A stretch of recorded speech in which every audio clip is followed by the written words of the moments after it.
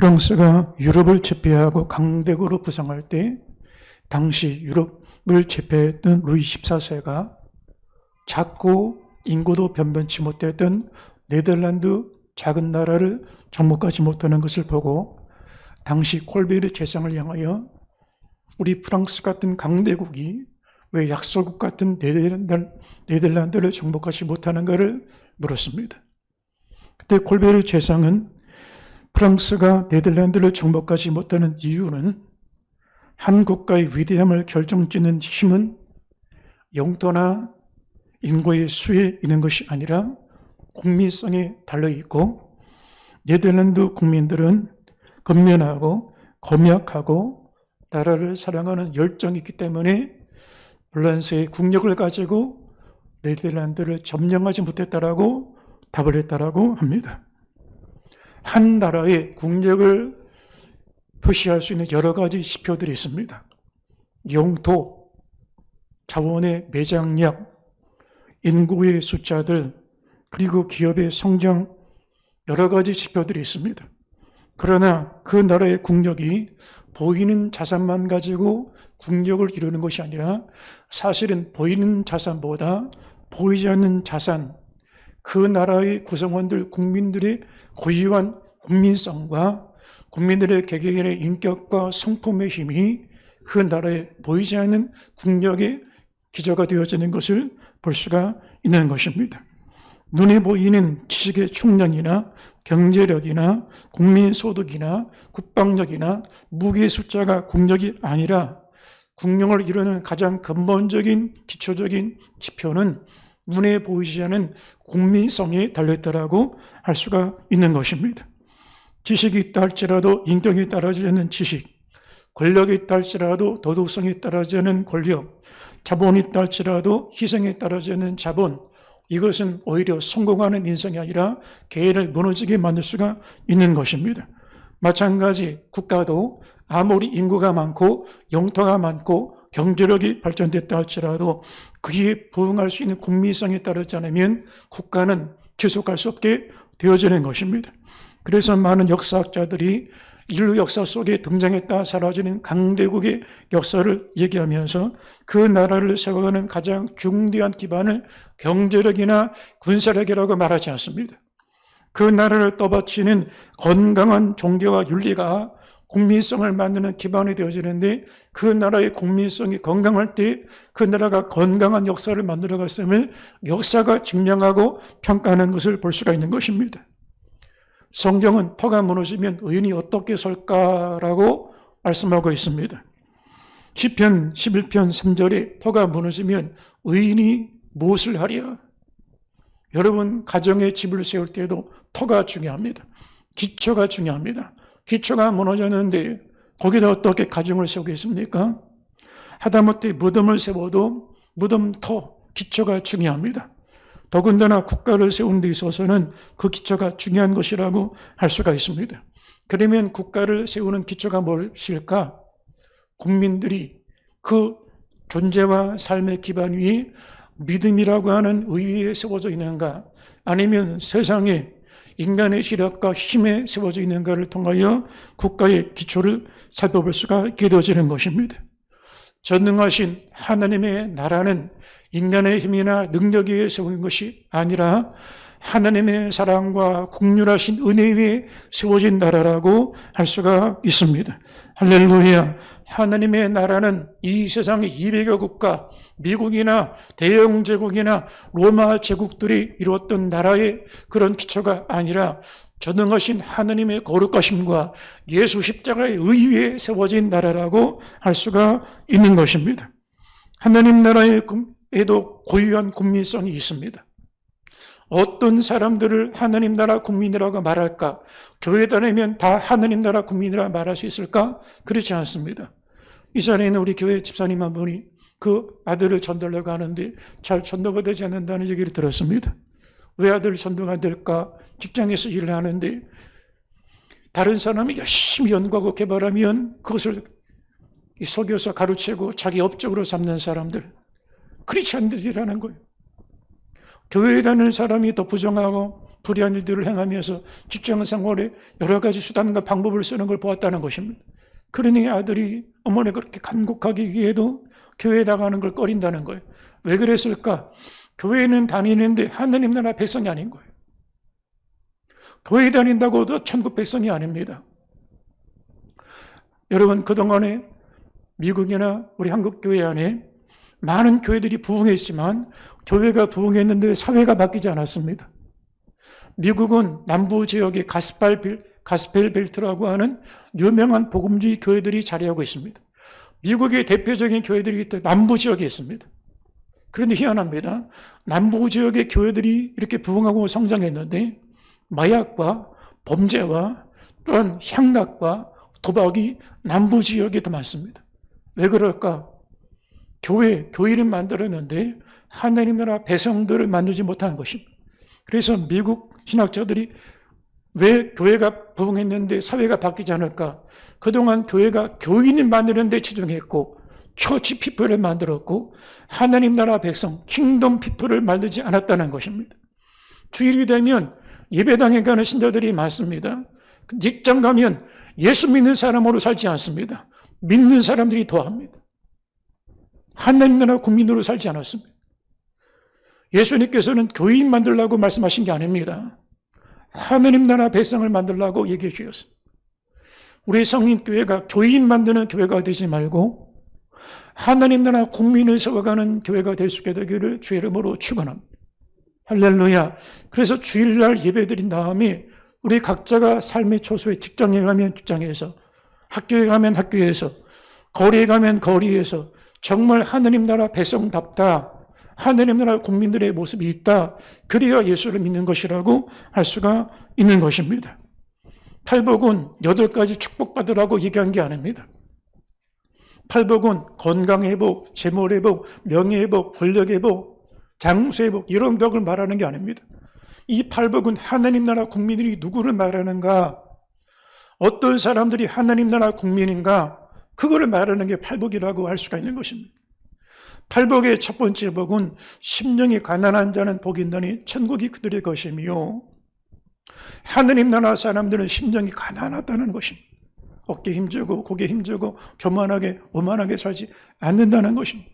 그리고 팔복의 마지막 8번째 복은 의를 위하여 핍박받는 자는 복이 있나니 천국이 그들의 것이며, 믿음 때문에 고난받는 거, 복음 때문에 어려운 일을 당하는 거, 십자가 길을 걸어가며 예수님 이름으로 고난당하는 걸 이것을 기쁨으로 여기는 자들이라고, 이들이 바로 하느님 나라 국민이라고 말씀하고 있는 것입니다.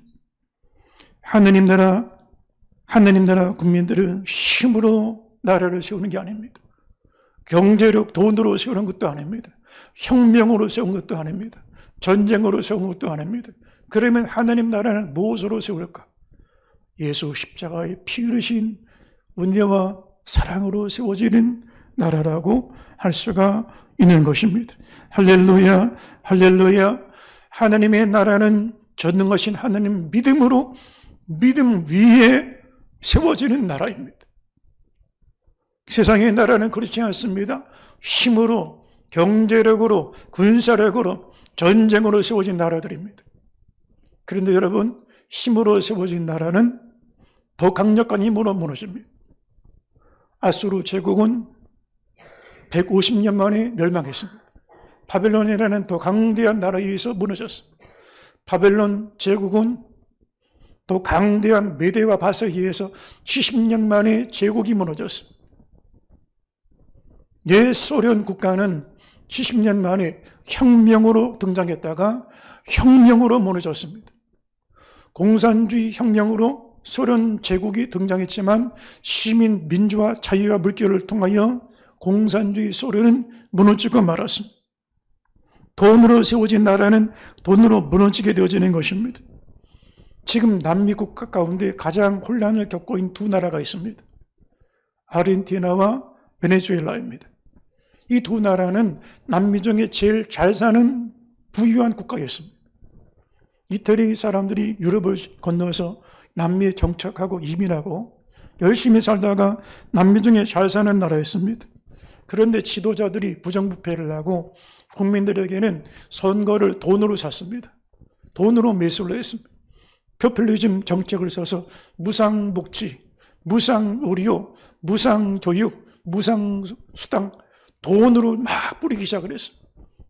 지도자는 부패했고 국민들은 공짜로 돈을 구하는 것을 이것을 국가가 하는 역할이라고 생각을 했습니다. 그 결과가 뭐냐?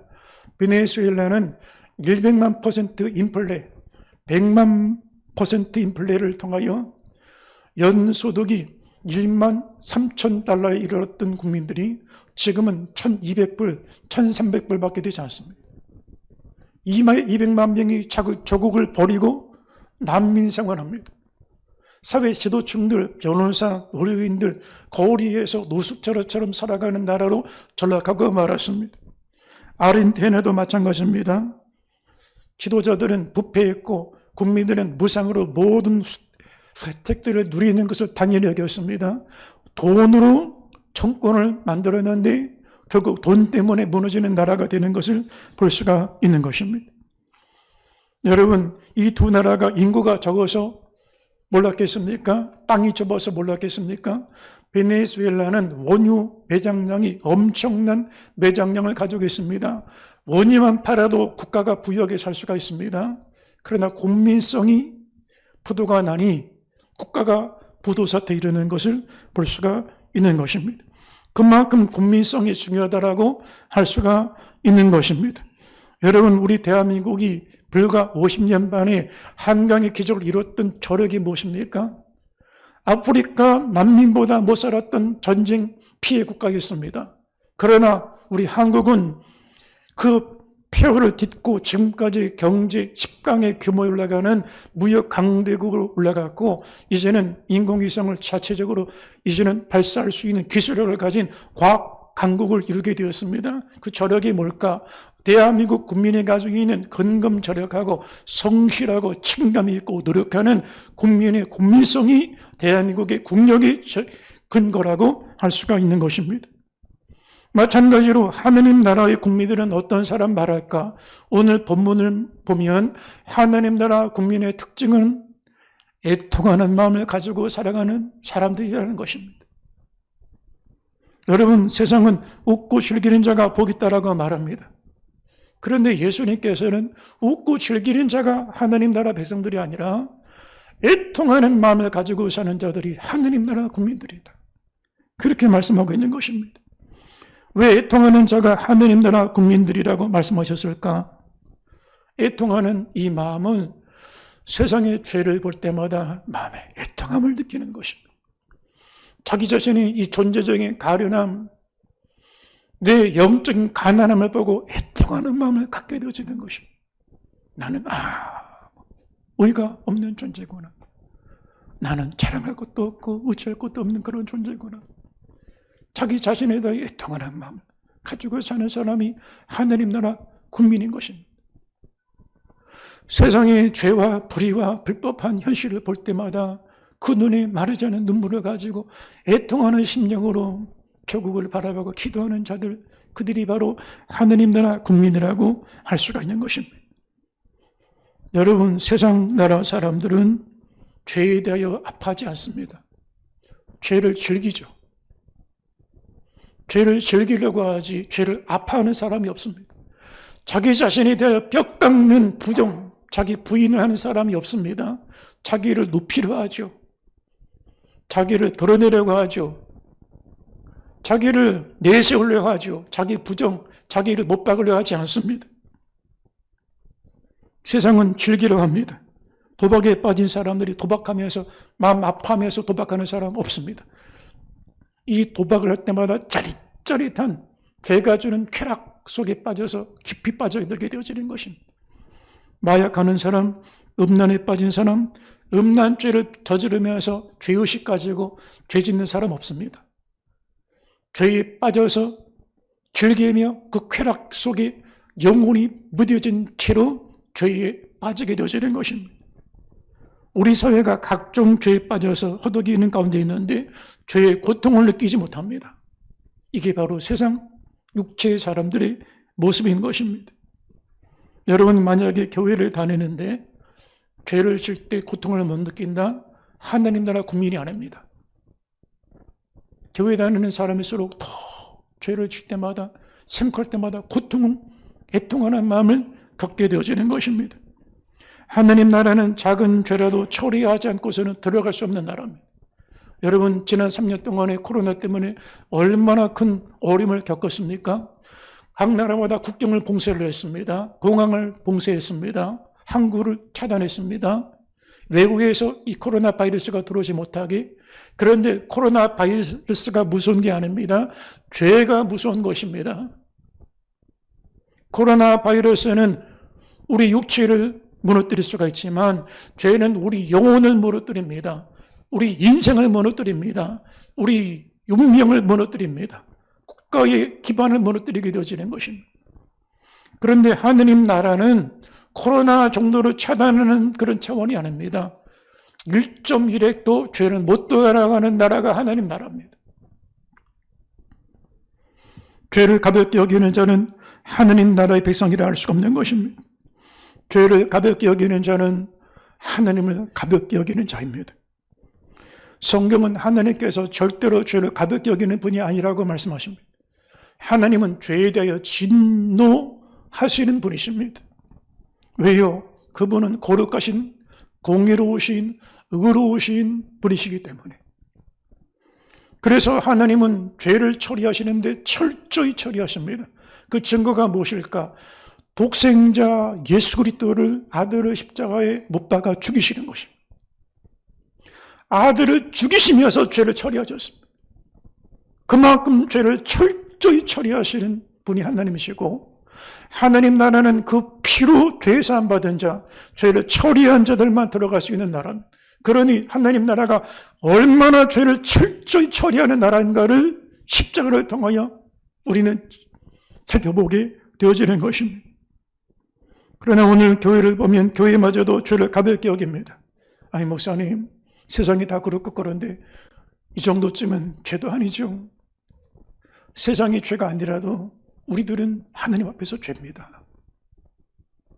그 애통하는 마음을 가진 심령들이 하나님 나라 백성이라는 것입니다. 오늘 교회는 십자가를 무통주사처럼 마치 진동주사처럼 여기는 경우들이 있습니다. 죄를 지면 잠깐 무통주사, 십자가 한 대 주사 맞고 그리고 약효가 떨어지면 또다시 가서 죄를 짓고. 그런데 십자가는 무통주사가 아닙니다. 죄를 잠깐 잊어버리게 만드는 그런 진통제가 아닙니다. 십자가는 죽음입니다. 십자가 앞에 설 때 하나님 나라 국민들은 자기 죽음을 경험하는 것입니다. 보통 애통함이 아닙니다. 힐링을 넘어서 킬링, 자기 죽음의 단계에 이르는 애통함을 느끼게 되어지는 것입니다. 구약의 이스라엘 백성들이 죄를 지면 제단에 양이나 염소나 소를 잡아서 제물로 드렸습니다.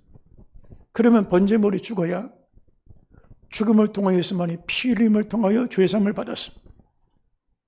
신약시대 은혜시대라고 말하지만 우리는 하나님의 아들 세상 죄를 지고 가신 하나님의 어린 양 예수의 죽음 때문에 우리의 죄가 처리되고 그 죄 처리함을 받은 자들은 십자가를 생각할 때마다 마음이 가난해지고 십자가를 생각할 때마다 마음을 통회하게 되고 십자가를 품고 십자가 길을 걸어갈 때마다 애통하는 은혜 안에 살아가는 성도들이 삶으로 이어지게 되어지는 것입니다. 여러분, 죄는 암보다 무서운 것입니다. 사람들은 암을 무서워합니다. 그런데 여러분, 암세포를 진통제만 쓴다고 한다고 하면 여러분 그 병원에 찾아가겠습니까? 그 병원 갔는데 암 근본을 수술해 주지 않고 늘 가면 아프다면 진통제 놔주고 아프다면 또 진통제 놔주고 그런 병원이 근본적인 치료를 못하는 거죠. 오늘 교회를 왔는데 성도들한테 하나님 제가 이런 죄를 짓고 왔네요. 그러면 강단에서 괜찮아요. 위로해 주는 진통제 처방해 주고 다 그런데요. 뭐 괜찮아요. 위로해 주고 천국 가는데 지장 없어요. 위로해 주고 진통제만 놔줘요. 그거는 교회의 본연의 역할을 못하는 것입니다. 암은 세포를 죽여야 삽니다. 암세포를 죽이지 않으면 암세포가 자기를 죽여버리게 됩니다. 똑같습니다. 청교도 설교자들은 죄를 죽이라, 그렇지 않으면 죄가 우리를 죽일 것이다 그랬습니다. 여러분, 눈에 보이지 않는 죄지만 그 적은 죄가 우리 영혼을 죽게 만드는 것입니다. 그 적은 죄가 우리 가정을 파괴하는 것입니다. 교회를 무너지게 만드는 것입니다. 사랑하는 성도 여러분, 복음을 진통제로 쓰지 말고 위로제로 쓰지 말고 십자가의 죽음을 통하여 처리하는 하느님 나라 국민들이 되시기를 주의 이름으로 축원합니다. 그래서 적당히 믿는 건 없는 거예요. 예수를 믿으려면 제대로 믿어야죠. 제물이 적당하게 제물 드리는 제사는 없습니다. 완전히 죽어야 온전한 예배가 됩니다. 여러분, 십자가 앞에 서는 것이 무엇입니까? 나의 숨겨졌던 내면, 감춰졌던 내면, 내가 알지 못했던 진짜 나 자신을 보는 것입니다. 나의 죄 앞에 서는 것입니다. 숨겨졌던, 감춰졌던 그동안의 세상적인, 도덕적인, 사회적인 의에 가려져서 나 괜찮은데, 나 열심히 살았는데, 그런데 이 모든 껍데기를 다 벗어놓고 완전히 벌거벗은 모습으로 내 영혼이 얼마나 부패한지, 얼마나 거짓된지, 얼마나 강력한 악이 내 안에 존재하는지, 내가 얼마나 교활하고 간교한 죄인인지 내 실체를 보게 되어지는 것입니다. 그래서 십자가 앞에 설 때 진심으로 애통하는 마음을 갖게 되어지는 것입니다. 하나님, 저를 불쌍히 여겨 주시옵소서. 저는 멸망받아 마땅한 죄인입니다. 저는 진노하심 안에 있던, 심판 안에 있던 죄인입니다. 자기 자신을 보게 되어지는 것입니다. 예수님은 내 손이 죄를 범하거든 찍어내버려라. 네 온몸 사지백체가 멸종하고 지옥불에 던져지는 것보다 불구의 몸으로 구원받는 게 낫다. 그렇게 말씀하셨고, 내 눈이 범죄하면 뽑아내버려라. 네 백체가 온전하고 지옥불에 던져지는 것보다 몸의 불구를 가지고 구원받는 게 낫다라고 말씀해 주셨습니다. 사랑하는 성도 여러분, 주님의 진리의 말씀 앞에, 하나님 앞에 일대일로 서는 시간, 일대일로 서는 은혜가 있게 되기를 주의 이름으로 축원합니다. 예배가 일대일로 서는 시간입니다. 지금 여러 사람들 앞에 우리가 서 있는 게 아닙니다. 하나님 앞에 1대1로 서서 예배를 드리는 것입니다. 그리고 1대1로 수술을 받는 것입니다. 여러분, 예배는 우리 심령을 수술하는 시간입니다. 수술할 때, 환자가 수술대 올라갈 때 여기다 계급장, 여기다가 신문, 여기다가 이런 훈장 달고 수술대 올라가는 게 아닙니다. 나만이 벌거벗은 채로 요단강물에 7번 들어갈 때 문둥병이 치료받는 것처럼 말씀의 수술대 위에 성령의 은혜 가운데 우리 영혼의 벌거벗은 모습으로 진실함으로 깨어진 마음으로 애통하는 마음으로 올라갈 때 마치 암덩어리를 덜어내는 것처럼 내 안에 거짓과 모순과 또한 외식과 모든 가증함과 모든 숨겼던 죄악 덩어리들이 다 드러나고 내 안에 불의한 자아가 드러나고 그때 수술이 시작되고 십자가에 내 자신의 못 박힘, 암세포를 죽이는 것처럼 죄를 죽이고 예수 십자가 은혜 안에 변화의 새 살이, 새 마음이, 새 영이, 새 생명의 회복이 이루어지는 역사가 나타나게 되어지는 것입니다. 할렐루야, 할렐루야. 성경의 모든 하나님의 사람들이 이 과정을 다 지냈습니다. 이사야는 제단에서 기도하다가 전능하신 하나님을 만나고 화로다 나여 입술이 부정한 죄로 만왕의 왕을 비었음이로다. 왕실 선교자입니다. 우시야, 요담, 아하스, 히스기야 왕 앞에 왕들을 앞에다 두고 설교했던 예언자입니다. 그런데 하나님 앞에 기도하니 자기의 부끄러운 모습을 봅니다. 하나님, 저는 화가 있는 자입니다. 입술이 부정한 백성 가운데 만왕의 왕을 비웠습니다. 그게 이사야의 애통함이었습니다. 예레미야는 만물 가운데 가장 더럽고 부패한 것이 바로 사람의 마음이다 그랬습니다. 조국의 멸망을 바라보고 그 불의한 현실을 바라보고 이 세상에 가장 추하고 가장 더럽고 썩었고 악신하고 부패한 것이 예레미야 자신의 마음이었다는 것입니다. 베드로는 예수님 처음 만나고 주님 나를 떠나서서 나는 죄인입니다 라고 말했습니다. 여러분, 그 한마디가 얼마나 어렵습니까? 초대 박윤선 목사님이라고 신구약 성경을 주석을 썼던 분인데, 당시 고려신학교 신학생들 앞에다 두고 채플 설교를 인도하는데 신학생들에게 이렇게 설교했습니다. 여러분, 그 한마디를 못하겠습니까? 그리고 계속 침묵의 시간이 지나갑니다. 설교를 하지 않습니다. 그리고 한참 침묵한 다음에 여러분, 그 한마디를 못하시겠습니까? 그리고 침묵입니다. 설교 메시지가 없습니다. 한참 시간이 지난 다음에 여러분, 그 한마디를 못하겠습니까? 나는 죄인입니다. 나는 멸망받아 마땅한 죄인입니다. 그 한마디를 못하겠습니까? 여러분, 이 성림 재단에서 예배드리면서 이 한마디가 그렇게 힘듭니까? 사도 바울은 은혜를 입고 난 다음에 이 세상 모든 사람 중에 죄인 중에 괴수가 가장 흉악한, 가장 강력한 죄인이 나다 그랬습니다. 은혜를 입으면 자기 죄가 깨닫게 되어지는 것입니다. 은혜를 모르면 자기 의가 드러나게 되어지는 것입니다. 세상 나라 사람들은 죄를 죄로 여기지 않습니다. 우리나라 정, 재계, 학계, 교육계, 사회 모든 분야에 내노라하는 사람들이 다 검찰에 섰습니다. 여러분, 조국 법무부 장관, 서울대학 법과대학 교수가 지금까지도 자기 자식 때문에 피 입은 사람 없다라고 말을 합니다. 법을 가르치는 사람이 죄를 못 느낍니다.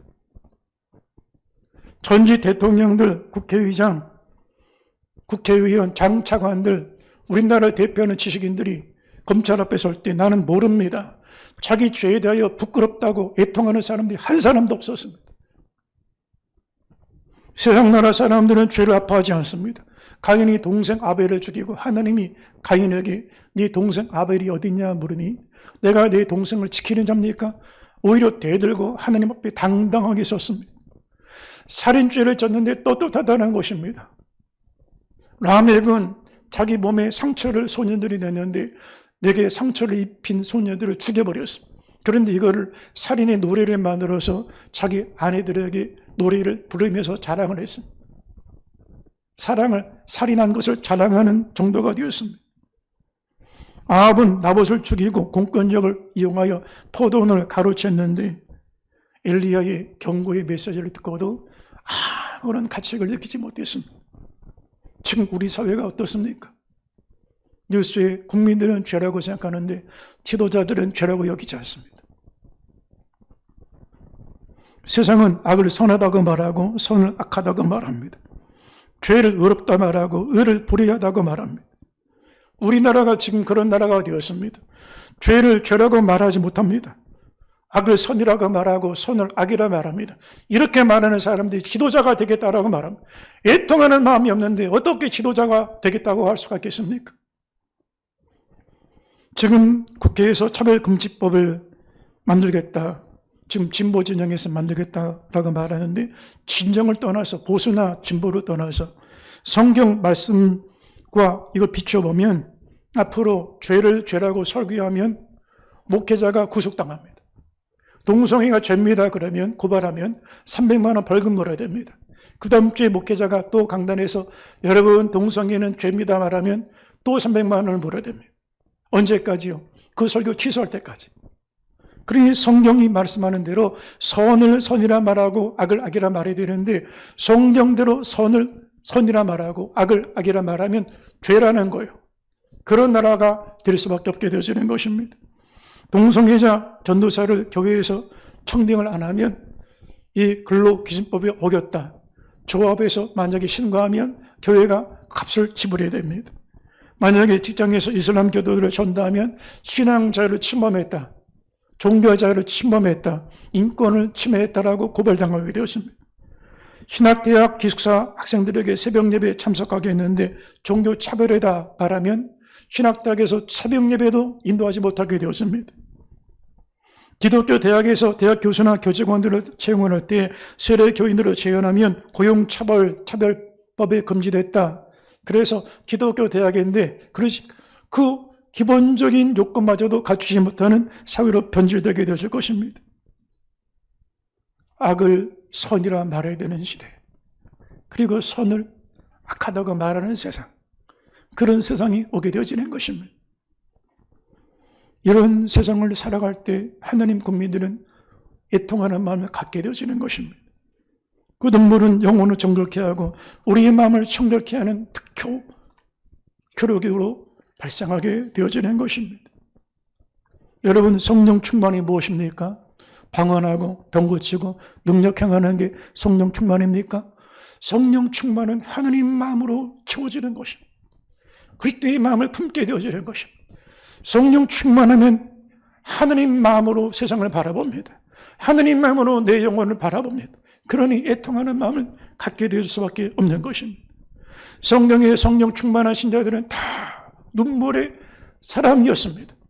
다윗은 눈물의 사람이었습니다. 다윗의 광야 시절 그 시편의 기록을 보면 그는 눈물로 기도했고 눈물로 침상을 적셨다라고 말합니다. 시편 말씀을 보겠습니다. 시편 6편 6절에 보니까 내가 단식함으로 피곤하여 밤마다 눈물로 내 침상을 띄우며 내 요를 적신하이다. 밤마다 눈물로 내 침상을 적신다는 것입니다. 그리고 시편 39편에는 내가 눈물을 흘릴 때 잠잠하지 마옵소서라고 얘기했고, 시편 42편에서는 내 눈물이 주야로 내 음식이 되었도다라고 말하고 있습니다. 주야로 내 음식처럼 눈물을 내가 삼키고 있다 라고 말합니다. 시편 56편에는 나의 유리함을 주께서 계수하여 하셨사오니 나의 눈물을 주의 병에 담으소서. 얼마나 애통하는 눈물을 드렸는지 눈물을 주의 병에, 그 기도의 눈물을 담아달라는 것입니다.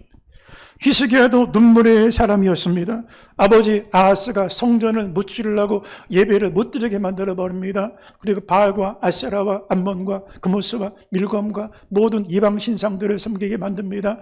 인신제사, 자기 아들을 번제물로 드리고 딸을 제물로 드리며 이방 신을 섬기는 흉악한 그런 범죄에 빠졌던 시대가 아버지 아하스 시대였습니다. 히스기야가 왕이 된 이후에 닫혔던 성전 문을 열고 먼지 쌓였던 제단을 다 정결케 하고, 그리고 성전을 보수를 하고 예배를 복원하고, 그리고 하나님 앞에 통곡하면서 성전 예배를 드렸습니다. 그가 불치병 선고를 받았을 때 하나님 성전에 올라가 통곡하고 눈물로 기도할 때 주님이 이사야 선지자를 통해 이렇게 말씀하셨습니다. 이사야 38장 5절에 내가 너의 기도를 들었고 내 눈물을 보았노라. 성전에 히스기야에 앉아서 예배드렸던 자리에 히스기야의 눈물과 땀이 묻어 있었다는 것을 하나님 기억하신다는 것입니다. 여러분, 성린교회 이 주일 예배 제단 위에 여러분이 예배드리는 그 자리에 기도의 눈물의 흔적이 함께하는 주님이 내가 너의 눈물을 안다라고 얘기하시는 거룩한 성도들 될 수 있게 되기를 바랍니다. 할렐루야. 사도 바울도 눈물의 사도였습니다. 사도행전 20장 31절을 보니까 에베소 성도들과 고별 설교를 하면서 사도행전 20장 31절에 그러므로 여러분이 일깨어 내가 3년이나 밤낮 쉬지 않고 눈물로 각 사람을 훈계하는 것을 기억하라. 3년 목회를 했는데 어떻게 목회를 했냐? 날마다 설교할 때 눈물이 나왔다는 거예요. 성도들을 대할 때 눈물로 먹겠다는 것입니다. 고린도 교회도 마찬가지입니다. 고린도후서 2장 4절에 내 마음에 큰 눌림과 걱정이 있어 많은 눈물로 너희에게 썼노니, 눈물로 편지를 썼다는 거예요. 그냥 쓴 게 아니라는, 지식으로 문장을 만든 그런 조직 설득력으로 쓴 게 아니라는 거예요. 눈물로 썼다는 거예요. 예레미야도 눈물의 사람이었습니다. 예레미야 9장 1절에 내 머리는 물이 되고 내 눈은 눈물 그 눈이 들고 죽임을 당한 딸 내 백성을 위하여 주야로 울리로다. 딸이 죽었습니다. 죽은 딸을 가슴에 안고 통곡하는 어미의 심정으로 애교를 불렀다는 것입니다. 주국의 멸망, 성년이 불타고 포로로 끌려가고 왕족들, 백성들이 끌려다니는 현실을 보고 멸망할 나라를 바라보며 딸의 죽음을 애통하는 어미처럼 통곡하며 눈물로 애교를 불렀다는 것입니다. 예수님도 눈물에 가득한 성인을 사셨습니다. 요한복음 11장 31절에, 요한복음 11장 35절에 예수께서 눈물을 흘리시더라. 복음서를 보면 희한하게 예수님이 웃으셨다 하는 기록이 안 나와요. 그런데 나사로 무덤 앞에서 흘리는 눈물을 계속 느끼셨다. 슬퍼졌다는 거예요. 그리고 히브리서 5장 7절에 육체에 계실 때 자기를 죽음에서 능히 구원하실 이에게 심한 통곡과 눈물로 간구와 소원을 올렸고, 마지막 십자가 죽음 앞에 두고 겟세마네 동산에서 기도하실 때 통곡의 기도를 드렸다는 것입니다. 눈물로 기도를 통하여 십자가 언덕에 오르셨다는 것입니다. 언젠가 어느 목사님과 얘기를 나누는데, 이 목사님, 제가 요즘에 눈물이 안 나와요. 그렇게 고백을 하는 거예요. 여러분, 목사가 눈물을 잃어버린 것은 영적으로 병든 것을 말하는 것입니다. 영혼이 병든 상태라고 할 수가 있는 거예요. 교회도 마찬가지입니다. 애통함을 잃어버린 교회는 성령의 임재를 잃어버린 교회입니다. 아무리 말씀의 지식이 있어도 주의 마음을 잃어버린 교회입니다. 중세 로마 카톨릭 교회가 천년의 로마 카톨릭 교회, 교황이 다 가졌습니다. 권력도 있고 신학도 있고 명예도 있고 다 가졌습니다. 근데 눈물이 없었어요. 여러분, 신학을 해도 애통하는 눈물로 마음으로 신학을 하는 것이지 머리로 지식으로 하는 게 신학이 아닙니다. 그건 죽은 지식이 되어지는 것입니다. 애통하는 마음을 잃어버린 직분자는 하나님 쓰시는 일꾼이 아닙니다. 교회는 실력으로, 열심으로, 능력으로 일하는 게 아닙니다. 애통하는 마음으로 일하는 것입니다. 할렐루야, 할렐루야. 요즘에는 애통하는 사람이 드뭅니다. 애 태우는 사람들은 많습니다. 애간장을 태우는 사람들이 많아요. 그런데 애통하는 사람들을 찾기가 어려워요. 자존심이 상해서, 상처받아서, 나 섭섭해서 애를 태워요. 그런데 여러분, 십자가, 복음, 잃어버린 영혼, 다음 세대, 헌신, 거룩한 언약, 이것에 대해 애통하는 마음을 가진 사람들이 드물어요. 파스칼은 그 팡세에서 당시 믿음 생활하는 모습을 보고 참된 그리스도인들은 드물다. 믿는 사람은 많다. 그러나 미신에 의해서 믿는 것이다. 만일 우리가 예수님을 내 마음에 품고 그리스도의 마음을 품고 믿음 생활을 한다면 애통하는 마음을 가지고 믿음 생활을 할 것입니다. 그런데 애통하는 마음을 잃어버린 채로 믿음 생활을 한다면 우리는 참된 믿음이 아니라 미신을 믿는 것입니다. 세상은 웃는 자, 부유한 자, 높아진 자가 복이 있다라고 말합니다. 갑일이 되어지는 자, 한 계단이라도 높아지는 자, 군림하는 자, 위에 있는 자가 복이 있다 말합니다. 그런데 예수님은 낮아지는 자, 섬김을 받는 자가 아니라 섬기는 자, 그리고 애통하는 자, 가난한 자가 복이 있다라고 말씀합니다. 여러분, 우리 감각이 살아있어야 웃을 때 웃을 줄 알고 울 때 울 줄 압니다. 근데 감각이 죽어버리면 무정한 사람이 됩니다. 감정이 죽은 사람. 말세의 사람들의 특징은 무감각, 무목적, 무의미, 무책임, 무정하다. 그러니까 다른 사람들은 슬퍼하는데 슬퍼할 줄 몰라요. 다른 사람 기뻐하는데 같이 기뻐할 줄 몰라요. 여러분, 웃을 때 웃을 수 있고 울어야 될 때 울 수 있는 게 건강한 심령이라 할 수가 있는 거예요. 만약에 웃어야 될 때 웃지 못하고 울어야 될 때 울지 못하고 있다면 마음이 병든 거예요. 교회도요, 이렇게 말씀을 나누다가 은혜 나누고 막 이렇게 은혜 받고 있는데 한 사람은 막 깃발 깨물고 나는 죽어도 안 웃겠다. 막 굳은 상태로 드리는 그런 모습도 있어요. 그게 뭐냐? 마음이 병든 거예요, 지금. 그런데 여러분, 웃어야 될 때 웃지 못하고 울어야 될 때 울지 못하면 그게 마음이 병든 것이지만 거꾸로 울어야 될 때 웃고 앉아있고 웃어야 될 때 울고 있다면 이건 병이 아니라 죄입니다. 그게 영적인 죄입니다. 예수님은 그 시대를 향하여 무엇으로 비유할까 말씀하셨습니다. 피리를 불어도 춤추지 아니하고 곡을 해도 울지 않는 세대라고 말씀하셨어요. 지금 통곡을 해야 되는 시대인데 웃고 있고, 즐거워야 되는데 세상의 것 때문에 눈물을 흘리고 있는 그런 세대라고 말씀하는 걸 볼 수가 있는 거예요. 어떤 교회가 건강한 교회입니까? 어떤 교회가 사명 감당하는 교회입니까? 어떤 교회가 깨어있는 교회입니까? 세상이 어려운데 교회는 웃고 풍악 소리가 나고 웃고 즐기고 있다면 그건 교회가 죄악된 자리에 있는 것입니다. 만약에 세월호 참사가 있는데 교회에서 풍악 소리가 난다. 세월호 참사가 있는데 지도자들이 골프 치러 나가 있다. 그건 죄입니다. 마찬가지입니다. 세상이 아파하고 힘든데 어떻게 교회는 우리는 구원받고 천국 가는 것으로 끝났다고 얘기할 수가 있겠습니까? 세상이 아파할 때 교회는 통곡을 해야 되는 것입니다. 육신의 안위와 일신적인 신상의 문제에 젖어 있는 게 아닙니다. 우리 시대는 아픔과 상처가 많은 시대입니다.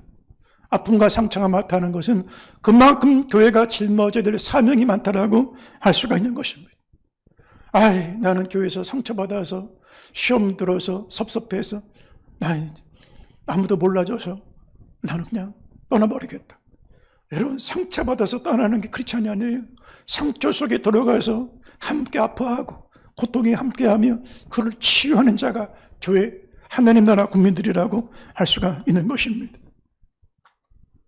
우리 성림교회가 이 시대의 아픔 속에 함께 통곡하고 이 시대의 즐거움 속에 예수로 함께 즐거워하고 애통하는 마음을 가지고 처치 피플, 교인들이 아니라 킹덤 피플, 하나님 나라 국민으로 이 땅에 하나님 나라를 세워가는 참되고 진실한 믿음의 성도들 되시기를 주의 이름으로 축원합니다. 우리 함께 통성으로 기도드리겠습니다.